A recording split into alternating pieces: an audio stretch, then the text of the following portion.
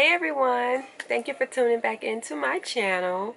Pieces of Nika is here, and in this video I'm going to be talking about my pregnancy updates. So the last time y'all saw me was about 3 weeks ago, and I'm sorry, I've been kind of going through some things since then, but I'm going to talk about it here now briefly. I don't want this to be another 30-minute video. No. We're not going to make them that long anymore. I had a lot of tips to give y'all, so if you go back and check out that video, you'll find a lot of tips that helped me in my first trimester. But now I'm in my second trimester, so a lot of those things I'm not going through anymore. I have been experiencing some new things in this trimester that I'm here to talk about briefly. I guess I can start with how many weeks I am. In my first video, I was 12 weeks. And I did that update from 8 weeks up to 12 weeks. So this video, I am 16 weeks. So we can just say, yeah, a month has passed since then. And I am now officially 4 months, y'all. Like, it just seems like these weeks are just flying by. And I'm really excited to meet my unborn child, which I'm also going to be sharing the gender in this video. Yeah, but yeah, I'm kind of all over the place right now because I'm just so excited to just tell you all about what's been going on. So let me just kind of take a breath and get some order going because I'm kind of like all over the place. Okay, so let's just start from when I was 13 weeks up until now. Okay, 13 weeks, 14 weeks, even 15 weeks. Nothing changed. That's why I didn't really make any weekly videos, because I was still basically going through the same things that I was going through in my first video or in my first trimester. So you reach your second trimester at the end of your 13 weeks. So I am officially in my second trimester now at 16 weeks. And like I said, I have fibroids. And if any of you want me to make a separate video specifically talking about my experience living with fibroids, I've had them before. I've had the surgery to have them removed, and they grew back, and I'm living with them now, and they're in there with my baby, and that has been difficult to deal with. But if you would like me to make a separate video about that, I will do that for you all. If you like me to do that, just like this video and comment below yes, you want to see a video strictly on fibroids, and I definitely will do that for you all. So the main thing that I've been dealing with now that I wasn't dealing with in the first trimester is a lot of pressure in my lower stomach. And when I had my ultrasound, which you will see later in this video, she noticed that I had an 8-centimeter fibroid sitting strictly on my uterus and blocking my uterus. So that kind of worries me and them. So that's why they've been keeping an eye out on me. I've been going to the doctor a lot, like more than any normal healthy woman would go. I've already been, like, it seems like every 2 weeks. And that's a good thing, because they're making sure that the baby is okay, and they're wanting to see the placement of these fibroids. And thankfully they're not anywhere really near the baby. They're kind of around the baby, and there's 4 of them total, and they're pretty big. So there's one that's blocking my cervix, so that's a concern. So what I'm thinking the pressure is just the baby is sitting on that fibroid, which is in turn pushing down on my uterus and causing a lot of pressure in my lower stomach, and that feels so uncomfortable. It's so uncomfortable, y'all, but I've been dealing with it. I don't really know what else to do about that except just kind of complain here and there to my family members and the people that work with me at work, like, somebody help me, I don't know what to do. And then my poor husband, he's like, I wish I could take your pain away, but I'm not Jesus. I don't know how to help you. Just try to just lay down and relax, and I'll try to do as much as I can. And I really am truly thankful for everything he's done around the house to help keep me off my feet. I'm really grateful for that, because the longer I stand up, the more it feels like the baby's just gonna fall out of my vagina. No lie, it just feels like he's just gonna fall out. It's just so painful. It's not really like a pain, but it's like slightly painful, where it's not comfortable at all. It hurts because it just feels like crampy, kind of like a crampy feeling, and a pressure feeling. Like, you know how it feels when you have to really pee and your bladder is extremely full? It feels like that times 10, a lot of pressure. And another thing about that, it seems like now that the baby's getting bigger and he's starting to press more on my bladder, I have to use it a lot more even now than I did in my first trimester. And my doctor told me that that's going to get worse. She also told me that with these fibroids, the bigger the baby get, that I'm going to be a lot more uncomfortable the further along I get. She's hoping to not have to put me on bed rest, which I'm hoping to not be put on bed rest. But if it does get to a point in my third trimester where I'm just so uncomfortable where I can't do anything, then I probably will ask her if she can go ahead and put me on bed rest the closer I get to my labor and delivery, because I don't want to go on bed rest no time soon before that. I really don't. I'm really praying that I can just deal with this pressure feeling that I'm going through. It's really hard. Okay, another thing, y'all. Sleeping. I mean, yeah, I told y'all my body pillow was all great and everything, but I have not even been using it. Number one, that thing makes me hot. Like, my whole body just be sweating. It really makes me hot. I don't use it. I know I paid all that money for it, I know.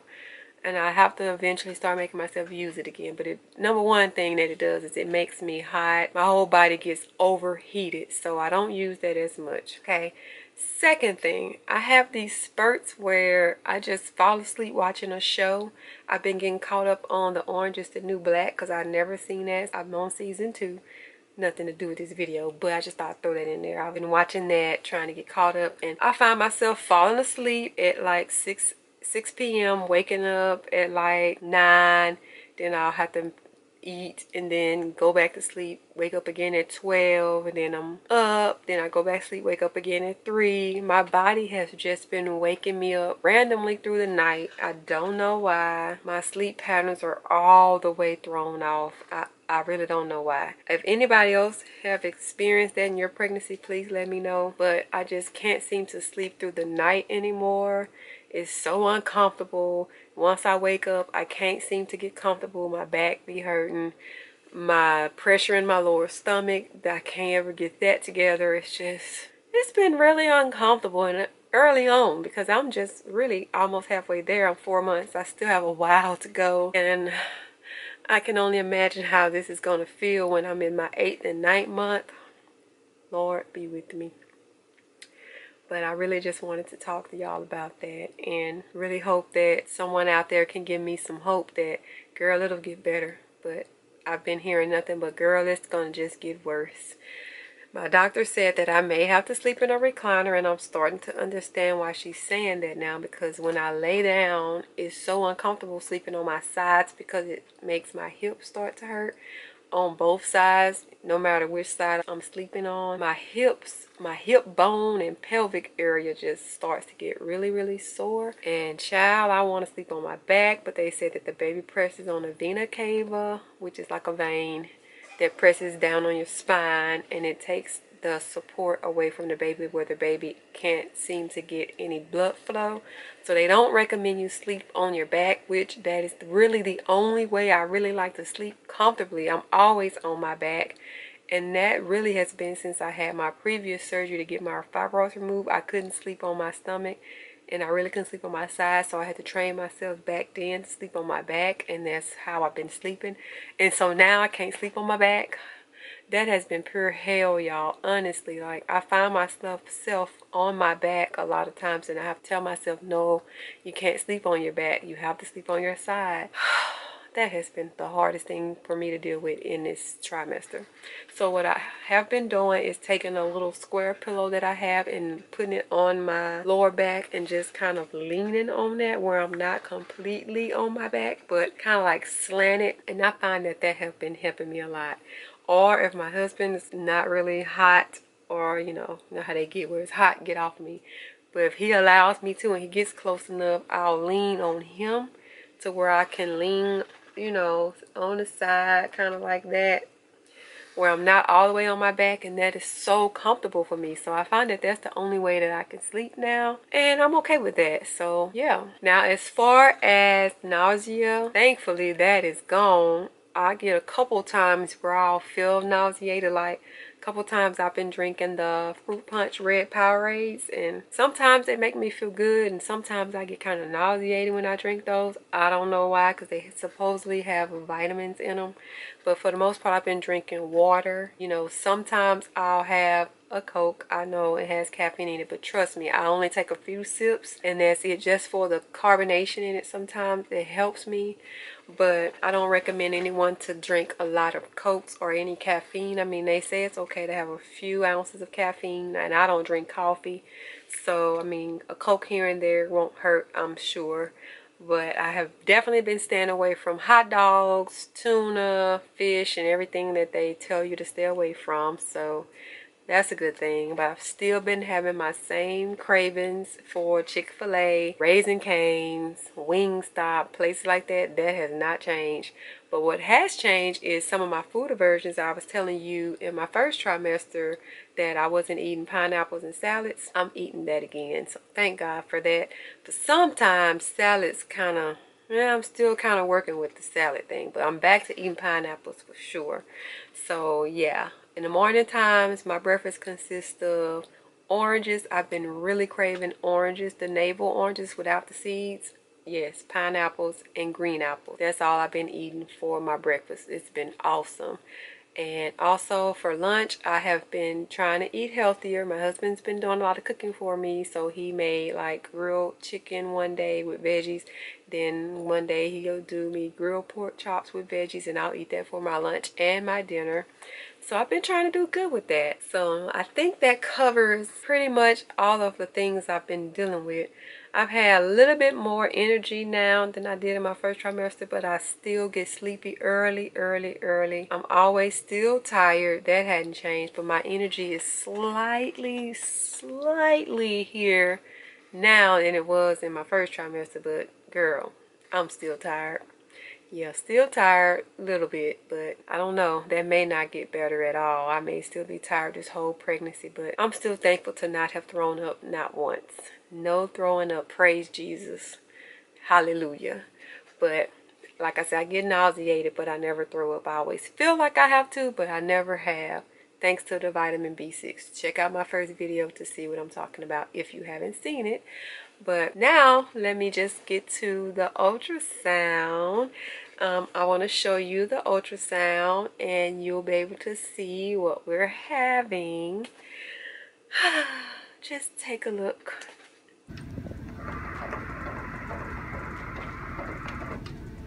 5 whole ounces. Do you want to know what you're having? If I can tell? Yeah.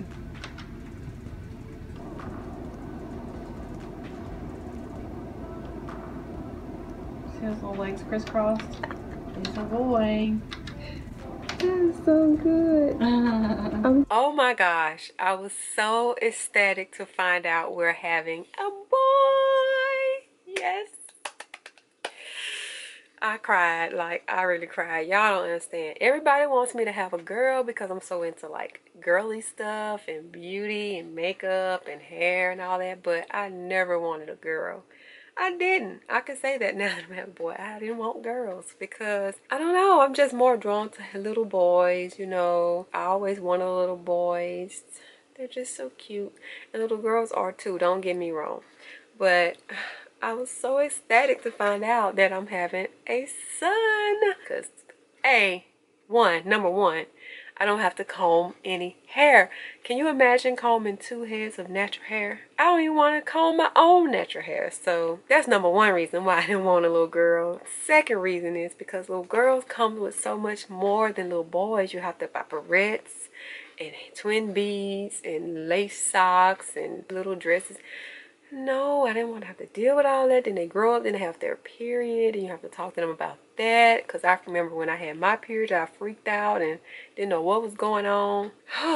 Thank God I'm not going to have to deal with any of that. So yes, we're having a boy. And his name is going to be Parker Ryan Ruffin. Yes. We've already got his name ready. And don't none of y'all try to steal his name. I'm watching you. Don't do it. But yeah, that's his name, Baby Parker. And so far, so good in there.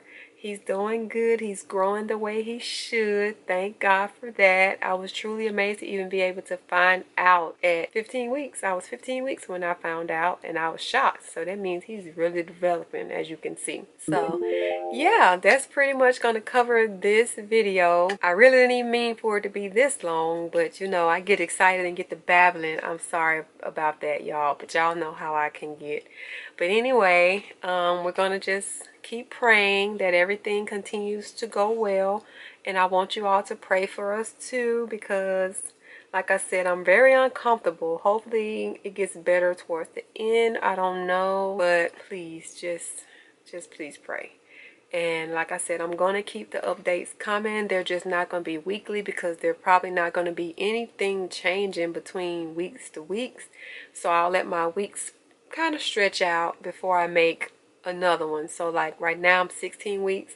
I probably won't make my next one till I'm 20 weeks, somewhere in there. And hopefully some things have changed. If anything new comes up, I'll be sure to hop on camera and let you all know, to keep you all filled in on what's going on. But don't think that I'm gone from my updates. I just like to let them stretch out to let some new things happen, because if nothing's changed, then I don't really need to, you know, come on camera every week like that. So now I'm going to end this by showing you my belly. And that'll end this video. But before I do that, I just want to thank you all so much for watching and praying for us. And thank you all for subscribing to my channel and liking my videos and commenting on my videos. I see every comment. I thank you all so much, and I appreciate you all. So let's check out this belly. I do want to talk about this shirt that I'm wearing from my cousin-in-law. She found this cute little shirt for me. Thank you, Keon. Here's the shirt. It says arriving soon, and it's a maternity shirt. How cute, the little feet. Oh my God, it's so cute. So cute. Okay, so this is my belly from the front. This is my belly from the side. It's a lot bigger than it was. And this is my belly from the other side. Okay, and here is my belly from the front. All these hairs have been coming in. That's something new, but I've been trying to shave it, and it's been leaving these little brown spots. But yeah, and this little line, I don't know what that's called, but that's there. But this is Baby Parker from the front, Baby Parker from the side. And I had an innie, and now my belly button is turning into an outie. That is so funny. But yep, this is the other side. Don't forget to check out my other video to see what I've been using to keep stretch marks away. No stretch marks so far. But yeah, you guys, that's it. See you in my next video. Bye.